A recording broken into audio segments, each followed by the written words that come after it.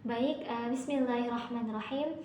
Assalamualaikum warahmatullahi wabarakatuh. Nah, teman-teman sekalian, pada video sebelumnya kita sudah membahas mengenai perbedaan antara kata tajwid dan tahsin di dalam mempelajari Al-Quran. Nah, pada video kali ini kita akan melanjutkan ke pembahasan berikutnya, yaitu tentang hukum dan keutamaan di dalam mempelajari ilmu tajwid. Nah, untuk hukum mempelajari tajwid itu ada dua nih teman-teman.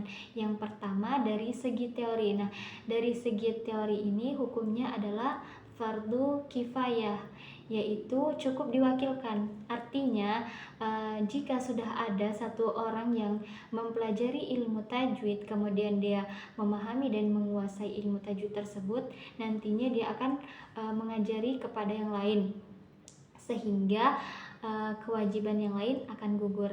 Nah, dan kemudian untuk hukum yang kedua nih teman-teman, yaitu dari segi praktek. Nah, dari segi praktek ini hukumnya adalah fardhu ain, artinya wajib bagi setiap kita atau bagi setiap umat muslim itu wajib menerapkan atau mempraktekkan hukum-hukum dan kaedah-kaedah yang ada di dalam ilmu tajwid ketika membaca Al-Quran. Karena ketika kita salah dalam membaca Al-Quran dan tidak sesuai dengan hukum-hukum tajwid, maka nantinya maknanya akan berbeda. Jadi jangan sampai itu terjadi. Na'udzubillah min dzalik.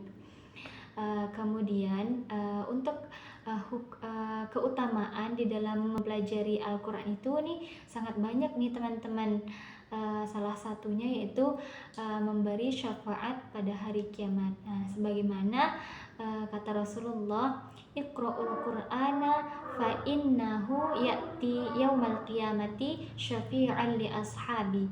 Kata Rasulullah, bacalah Al-Quran, sesungguhnya ia akan datang pada hari kiamat menolong pembacanya.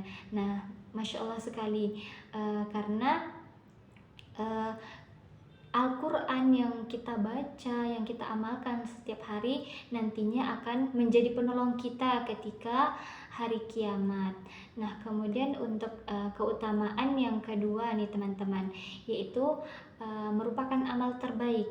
Sebagaimana kata Rasulullah, khairukum man ta'allamal Qur'ana wa 'allamahu. Kata Rasulullah, sebaik-baik kalian adalah orang yang mempelajari Al-Quran dan mengajarkannya.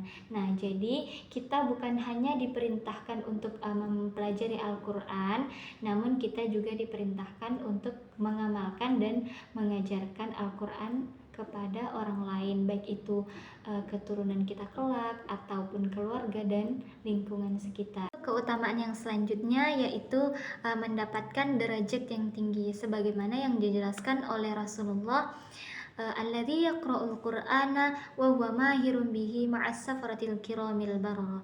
Kata Rasulullah, orang yang membaca Al-Quran dan dia mahir membacanya, dia akan bersama malaikat yang mulia lagi taat. Jadi Masya Allah ya, sungguh luar biasa derajat orang yang mahir atau fasih dalam membaca Al-Quran. Dia nantinya akan didampingi oleh para malaikat yang mulia lagi taat. Yang kita tahu malaikat-malaikat yang mulia itu terbebas dari yang namanya dosa dan kesalahan. Nah, kemudian ketika itu ada salah seorang yang bertanya nih kepada Rasulullah, wahai Rasulullah, lalu bagaimana dengan nasib kami yang belum bisa membaca Al-Quran atau yang belum mahir dalam membaca Al-Quran?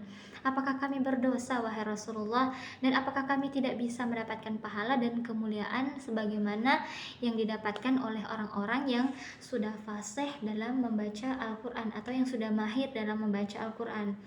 Nah, kemudian Rasulullah melanjutkan nih sabdanya untuk menjawab pertanyaan orang tadi.